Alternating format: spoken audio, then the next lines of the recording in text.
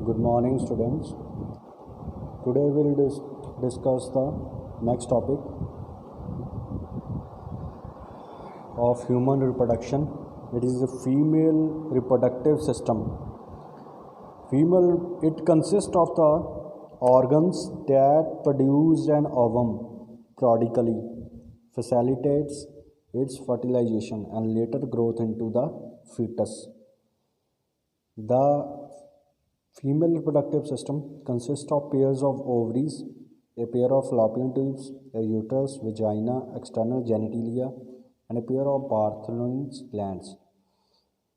ਸੋ ਬੇਟੇ ਜਿੱਦਾਂ ਆਪਾਂ ਫੀਮੇਲ ਰਿਪਰੋਡਕਟਿਵ ਸਿਸਟਮ ਕੀਤਾ ਸੀਗਾ ਉਹਦੇ ਵਿੱਚ ਅਲੱਗ-ਅਲੱਗ ਪਾਰਟਸ ਸੀਗੇ ਜਿਹੜੇ ਆਪਾਂ ਨੇ 7 to 8 ਪਾਰਟਸ ਜਿਹੜੇ ਡਿਸਕਸ ਕੀਤੇ ਸੀਗੇ ਲਾਈਕ ਟੈਸਟਿਸ, ਓਵਰੀਜ਼, ਵਾਸ ਡੈਫਰੈਂਸ ਸੀਗਾ, ਸੈਮੀਨਲ ਵੈਸੀਕਲਸ, ਪ੍ਰੋਸਟੇਟ ਗਲੈਂਡ, ਕਾਪਰਸ ਗਲੈਂਡ, ਠੀਕ ਹੈ।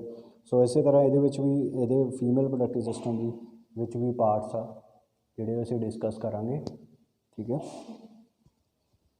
ਔਰ ਜਿਹੜਾ ਹੈਗਾ ਆਪਣਾ it consist of organ that produce ovum periodically facilitate its fertilization later grow into the ਫੀਟਸ।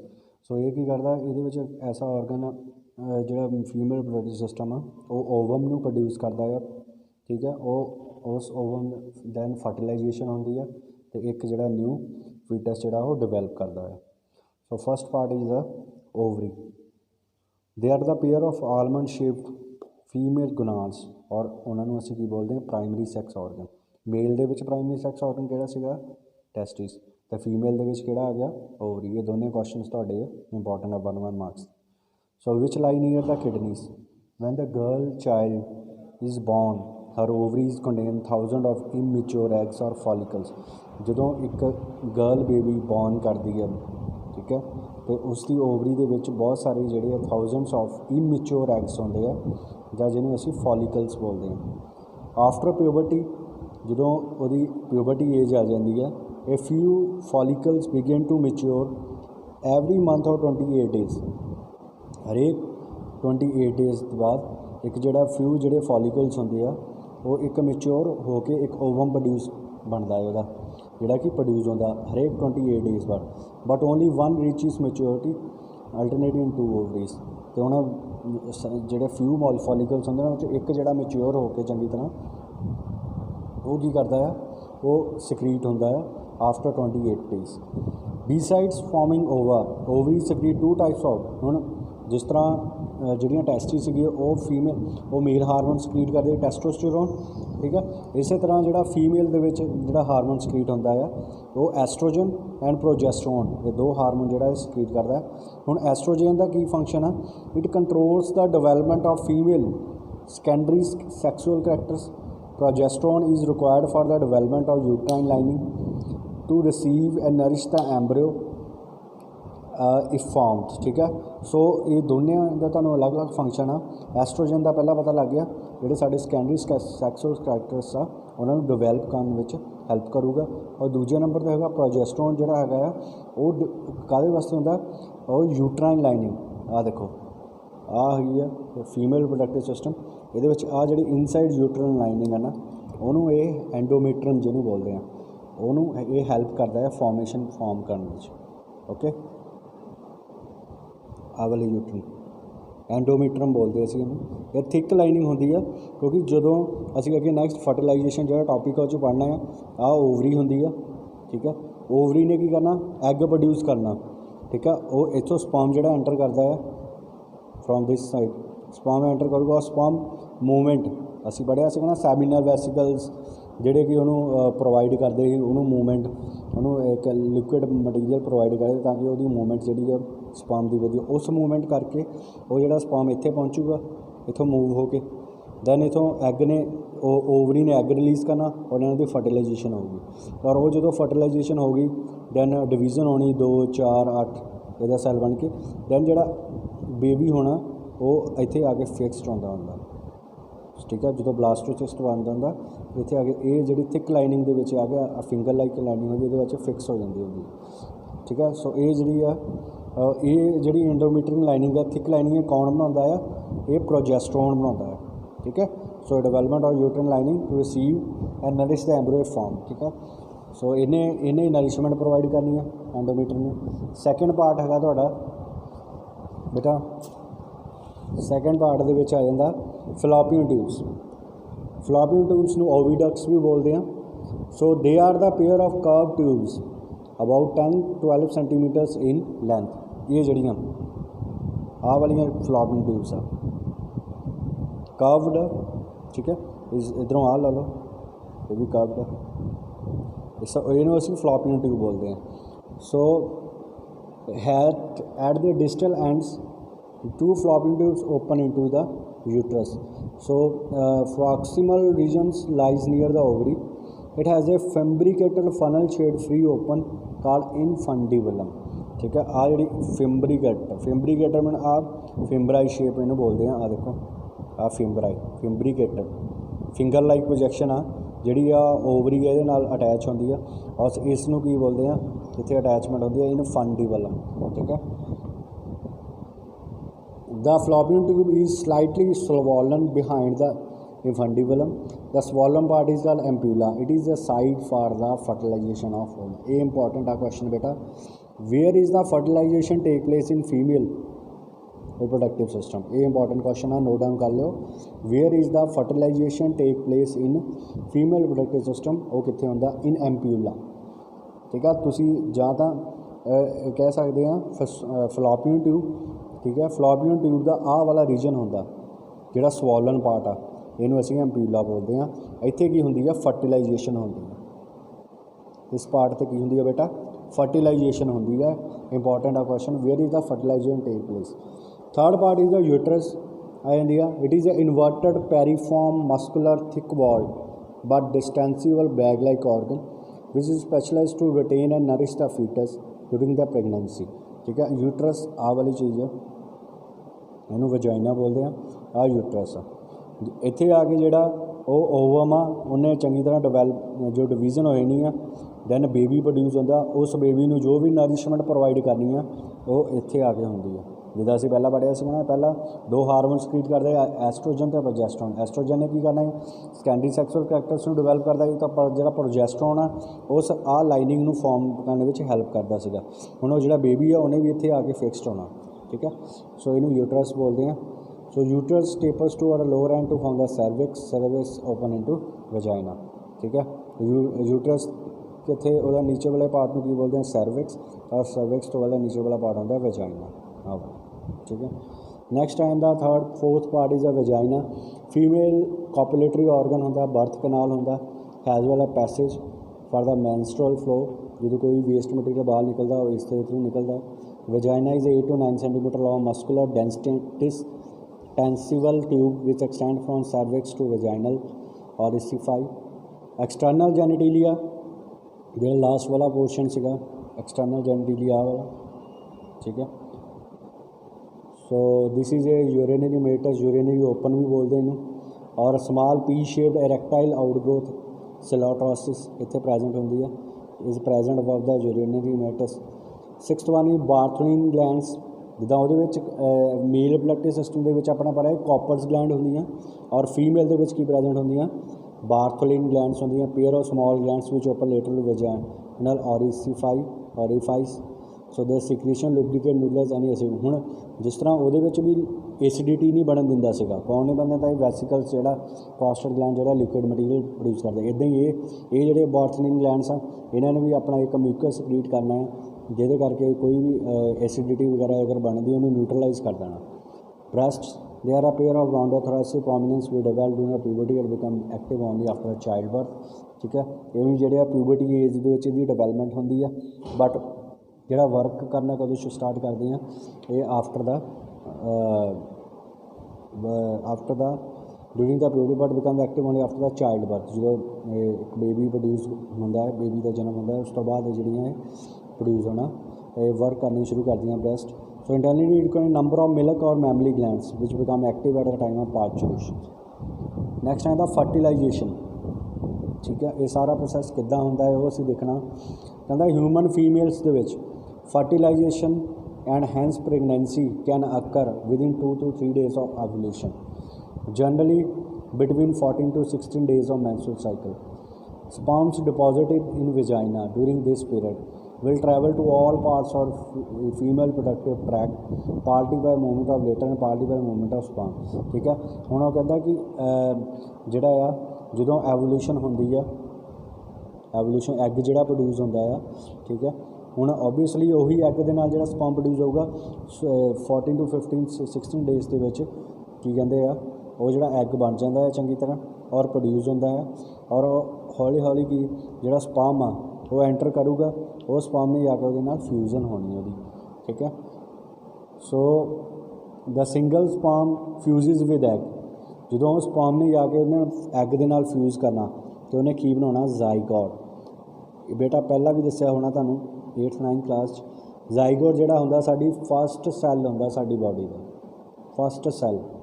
ਠੀਕ ਹੈ, fusion of sperm with egg is called. So ਇਸੇ ਨੂੰ ਫਿਊਜ਼ਨ ਨੂੰ, ਇਸ ਫਿਊਜ਼ਨ ਨੂੰ ਸਪਰਮ ਅਤੇ ਐਗ ਦੀ ਜਿਹੜੀ ਫਿਊਜ਼ਨ ਹੁੰਦੀ ਆ ਉਸ ਨੂੰ ਬੇਟਾ ਅਸੀਂ ਬੋਲਦੇ ਹਾਂ ਫਰਟੀਲਾਈਜੇਸ਼ਨ ਬੋਲਦੇ ਹਾਂ। ਠੀਕ ਹੈ, so fertilisation occurs generally in ampulla part of the Fallopian tube. ਇਹ ਵੀ ਤੁਹਾਨੂੰ ਪਹਿਲਾਂ ਕੁਐਸਚਨ ਦੱਸ ਸਕਾਂ, where is a fertilisation take place, ampulla part of Fallopian tube. ਬੇਟਾ ਇਸ ਤਰ੍ਹਾਂ ਹੀ ਆਂਸਰ ਲਿਖ ਕੇ ਆਉਣਾ ਤੁਸੀਂ,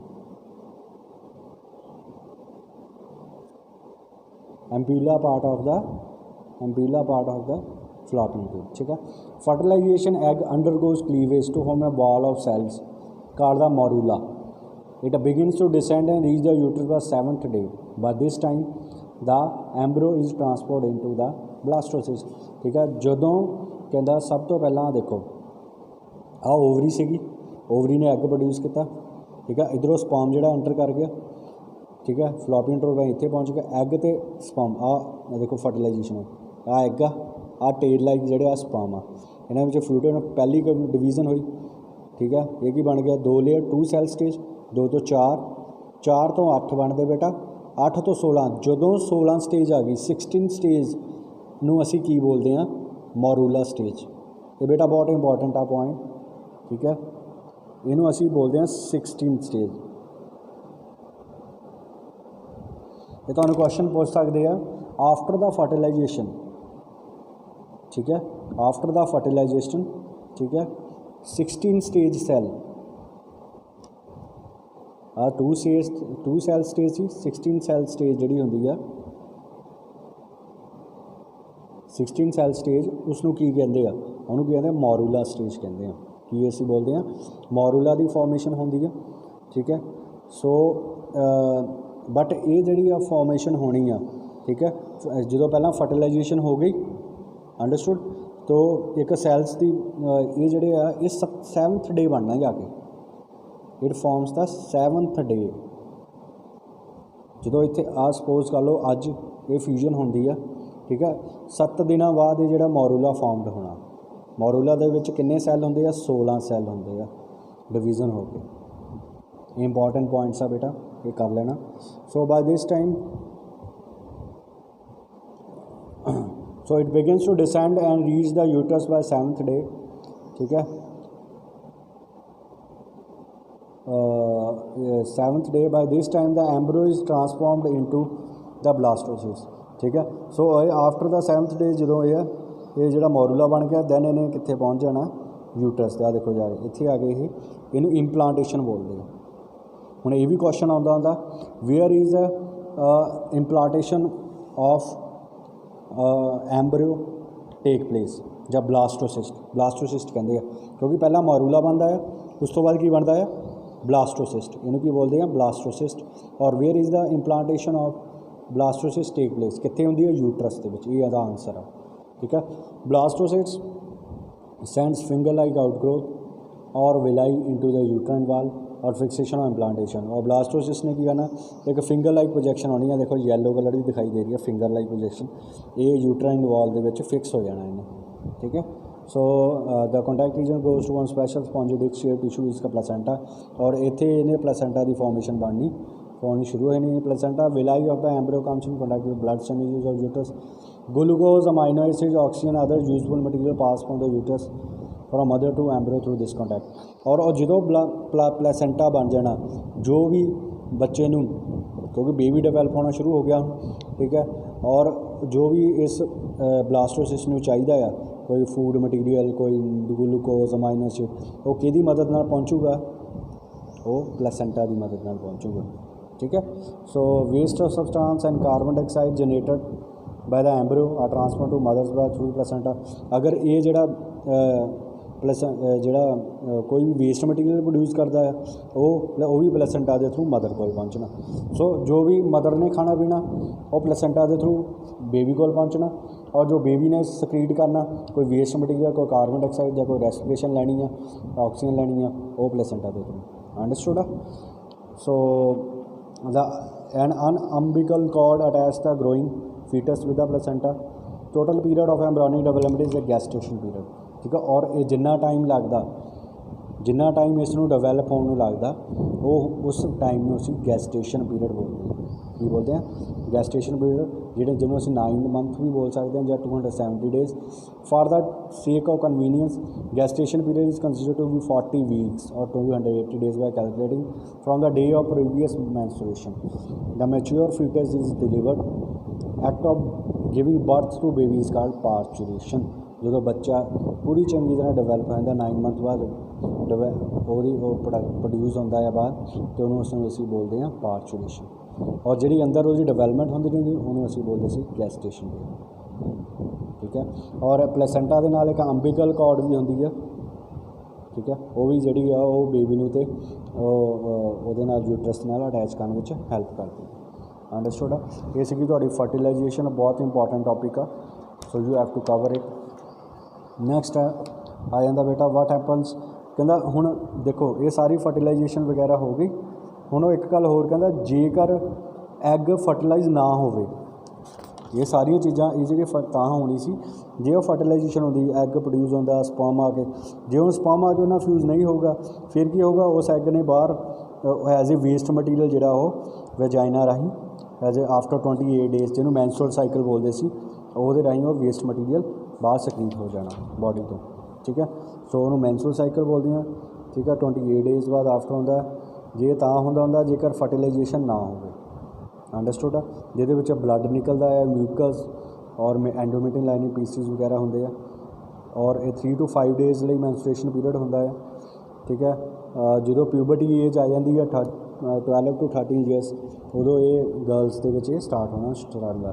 जो फर्स्ट टाइम मैंस्ट्रुएशन पीरियड होंदा है, ठीक है, उन्होंने असीं बोलते हैं मेनार्क।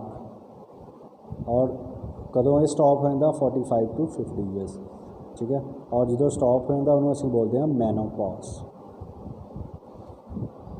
ठीक है। और ड्यूरिंग द प्रैगनेंसी टाइम जिहड़ा है मैंस्ट्रुअल साइकिल ये स्टॉप होंदा है टैंपरेरी वास्ते, और आफ्टर प्रैगनेंसी फिर ये स्टार्ट हो जाता है।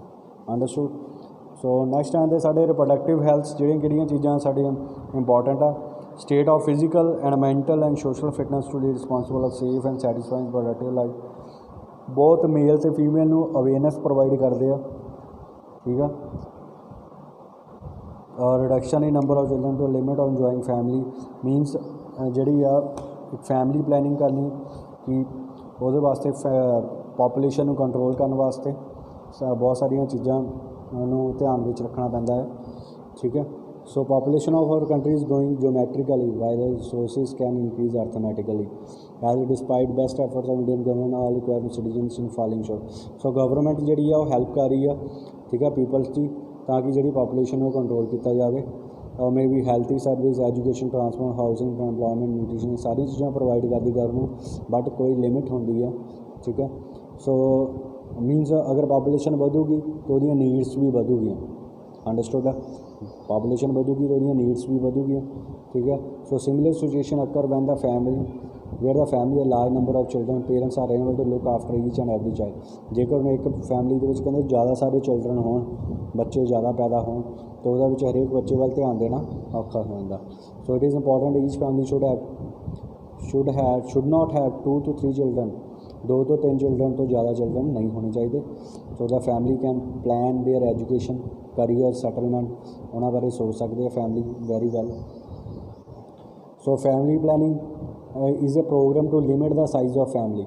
एक फैमिली की प्लैनिंग करनी मीनस कि कोई फैमिली का programme to size of the family उन्हें लिमिट करना, ਤਾਂ ਕਿ ਜਿਹੜੀਆਂ ਬਰਥ ਆਫ ਦਾ ਚਿਲਡਰਨਸ ਦੇ ਉਹਨਾਂ 'ਤੇ ਵੀ ਕੰਟਰੋਲ ਕਰਨਾ, ਇਹਨੂੰ ਅਸੀਂ ਬਰਥ ਕੰਟਰੋਲ ਵੀ ਬੋਲਦੇ ਹਾਂ, ਠੀਕ ਹੈ।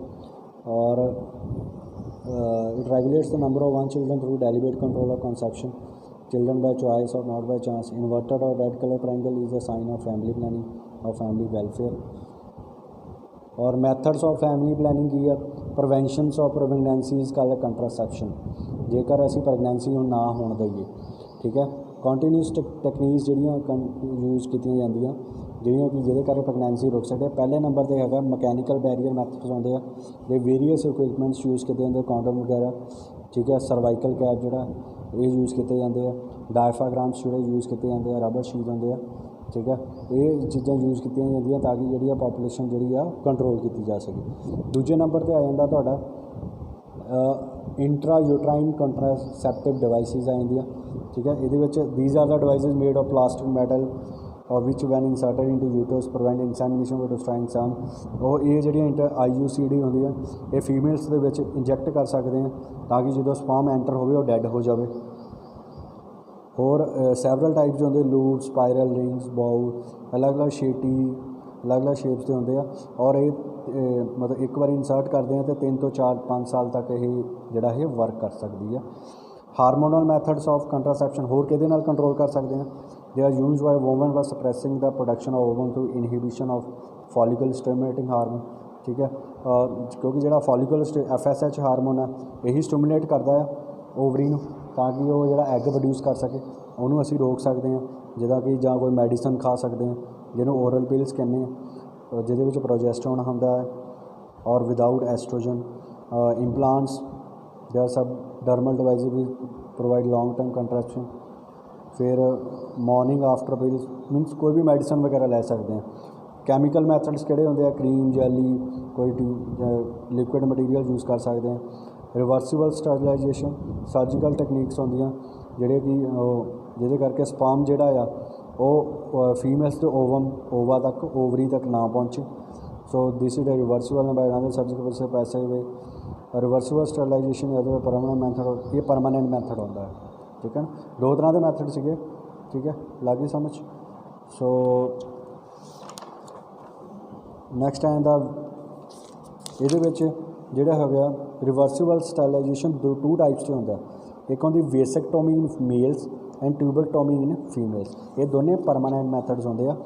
वेसेक्टोमी के बेटा की होंगे इंपॉर्टेंट आ दोनों, ये कर लो। There are two vas deferens of the males are blocked by cutting a small piece and tying the rest. It prevents the passage of sperm from testes into the semen, ठीक है।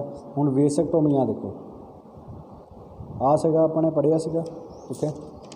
Vasectomy तुहानूं दस्सण लगा जे असी vasectomy कराउणी है surgical method जिहदे करके population control तो असी इत्थे कट कर देना सर्जिकल मैथड राही इत्थे असीं कट लगा देना, डॉक्टर्स कट कर देंगे होंगे, इनू टाई अप कर देना ताकि जो जोड़ा स्पर्म जो प्रोड्यूस होना टेस्टिस दे विच वो इस तो मूव अगे ना करे, ठीक है। इस करके भी हो सकता। जां फिर दूजा मैथड जिहड़ा हैगा बेटा उन्होंने असीं ट्यूबरक्टोमी कहने हैं। ये portion of both the fallopian tubes except liquid to block the passage of woman. जां फिर असीं की कर सकते हैं फीमेल्स दे विच कर सकते हैं, ठीक है। इतों इनू कट कर दो, इस साइड तो इधरों भी कट कर दो, इनू असीं की बोलते हैं ट्यूबरक्टोमी बोलते। दोनों साइड तो कट करके उन्होंने बाइंड कर दिता जाए, टाई कर दिता जाए ताकि जो एग प्रोड्यूस हो, ठीक है, जो ओवम प्रोड्यूस होंगे उधर मूव ना करे और स्पर्म जो इतने ना पहुँचे। So these are the two method जिहदे कारण असीं पॉपूलेशन जां कह लो फर्टिलाइजेशन नूं कंट्रोल कर सकते हैं, क्योंकि जो फर्टिलाइजेशन कंट्रोल होगी तो पॉपूलेशन ऑटोमैटिकली कंट्रोल हो जानी, ठीक है। और अबॉर्शन मैथड जिहड़ा अनवांटेड प्रैगनेंसीज़ नूं रोकण वास्ते अबॉर्शन जिहड़ा सब तो बेस्ट मैथड है, ठीक है। वो जिहड़ा डेली लाइफ ये भी यूज़ किए जाते हैं, ठीक है। सो नैक्सट टाइम का तुहाडा इंपॉर्टेंट टॉपिक है सैक्सुअली ट्रांसमिटेड डिजीज़। ये बेटा बहुत इंपॉर्टेंट है। हुण देखो ये तुहाडा क्वेश्चन डायरैक्ट क्वेश्चन आ सकता, explain the methods of family planning, the explain the methods of to control the population. So ये आ जाता तुहाडा पहला मैकेनिकल बैरीयर मैथड आ जाता जिहदे तीन आ जाते हैं, इंट्रायूट्राइन, हार्मोन मैथड, कैमिकल। तो तुसीं कोई एनी 2-3 पॉइंट्स जिहड़े चंगी तरह कर लो। बट आ बहुत इंपॉर्टेंट है, ये तुहानूं कल्ले भी पूछ सकते हैं। एक्सप्लेन एनी 2 सर्जिकल मैथड्स, यदा क्वेश्चन इदा होना, एक्सप्लेन एनी 2 सर्जिकल मैथड्स ठीक है, टू कंट्रोल द पॉपूलेशन। सो ਉਹਦੇ ਵਿੱਚ वेसेक्टोमी एंड पिवोटोमी आते हैं, ठीक है। ਇਹਦਾ डिफरेंस ਤੁਸੀਂ कर सकते हैं। सो ये डिजीज़ आ कुछ सैक्सुअली ट्रांसमिटेड डिजीज़ ਜਿਹੜੀਆਂ ट्रांसफर हो ਜਾਂਦੀਆਂ, ठीक है, और डिफरेंट पैथोजनस ਜਿਹੜੇ ਇਹਨਾਂ ਨੂੰ ਕੌਜ਼ ਕਰਦੇ ਆ। ਹੁਣ ਇਹਦੇ ਵਿੱਚ ਤੁਸੀਂ ਕੀ ਕਰਨਾ ਹੈ ਬੇਟਾ, ਸਭ ਤੋਂ ਪਹਿਲਾਂ ਜਿੱਦਾਂ ਹੈਗਾ ਗੋਨੋਰੀਆ, ਪਹਿਲੇ ਨੰਬਰ 'ਤੇ ਤੁਸੀਂ ਕਰਨਾ ਇਹਨੂੰ ਕੌਜ਼ ਕੌਣ ਕਰਦਾ, ਇਹ ਲਿਖਣਾ ਇਹਦੇ ਵਿੱਚ। ਲਾਈਜ਼ੀਰੀਆ ਗੋਨੋਰੀਆ ਕਿਹੜਾ ਕਿਹਦੇ ਥਰੂ ਸਪਰੈਡ ਹੁੰਦਾ, ਜਿਹਦਾ ਕੋਈ ਸੈਕਸ਼ੂਅਲ ਕੰਟੈਕਟ ਹੁੰਦਾ ਆ, ਕਾਮਨ ਟੋਇਲਟ ਯੂਜ਼ ਕਰਦੇ ਆ, ਅੰਡਰ ਕਲੋਥਸ, ਠੀਕ ਹੈ। ਕਿੰਨੇ ਦਿਨਾਂ ਵਿੱਚ ਫੈਲਦੀ ਆ, ਹੁੰਦੀ ਹੈ 2 to 5 days, ठीक है। और bacteria resides in genital tubes, it causes पस containing discharge, pain around genitalia, burning sensation during urination, ਜਦੋਂ ਯੂਰਾਈਨ ਸਕਰੀਟ ਹੁੰਦਾ ਆ ਬੋਡੀ 'ਚ ਉਦੋਂ ਜਲਨ ਵਗੈਰਾ ਹੁੰਦੀ ਆ। ਸੋ ਇਫੈਕਟਿਵ ਮੈਡੀਸਨ ਇਹਦੀ ਕਿਹੜੀ ਆ, ਐਮਪੀਸੀਲੀਅਨ। ਸੋ ਇਹ ਸਾਰੀਆਂ ਚੀਜ਼ਾਂ ਤੁਹਾਨੂੰ ਪਤਾ ਹੋਣੀਆਂ ਚਾਹੀਦੀਆਂ, ਠੀਕ ਆ। ਦੂਜੇ ਨੰਬਰ 'ਤੇ ਆ ਜਾਂਦਾ ਸੈਂਫਿਲਿਸ, ਇਹ ਵੀ ਡਿਜ਼ੀਜ਼ ਕਿੰਨਾ ਕਾਜ਼ ਹੁੰਦੀ ਹੈ, ਲਾਈਕ ਬੈਕਟੀਰੀਅਮ ਕਿਹੜਾ ਹੁੰਦਾ, ਟ੍ਰੈਪਨੋਮਾ ਪੈਲੀਡੀਅਮ, ਠੀਕ ਹੈ। ਸੋ ਸਪਰੈਡ ਥਰੂ ਕਿਹਦੇ ਹੁੰਦਾ, ਸੈਕਸ਼ੂਅਲ ਕੰਟੈਕਟ ਵੀ, ਇਹ ਮਦਰ ਤੋਂ ਬੱਚੇ ਨੂੰ ਵੀ ਹੋ ਸਕਦਾ। ਇਨਕੂਬੇਸ਼ਨ ਪੀਰੀਅਡ 3 to 5 weeks ਹੁੰਦਾ। ਪੇਨਲੈਸ ਅਲਸਰ ਵਗੈਰਾ ਨਿਕਲਦੇ ਆ ਬਟ ਉਹ ਪੇਨਲੈਸ ਹੁੰਦੇ, ਦਰਦ ਵਗੈਰਾ ਨਹੀਂ ਹੁੰਦੀ। ਸਵੈਲਿੰਗ ਔਰ lymph glands occurring first stage, second lesion rashes ਵਗੈਰਾ ਪੈ ਜਾਂਦੇ ਆ, ਠੀਕ ਹੈ।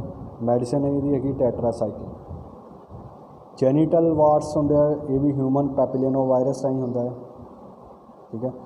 ਸੋ ਹਾਰਡ ਵੈਨਿੰਗ ਆਊਟ ਗਰੋਥ ਹੁੰਦੀ ਹੈ, ਵਾਰਸ ਵੀ ਐਕਸਟਰਨਲ ਜੈਨੀਟੀਲੀਆ।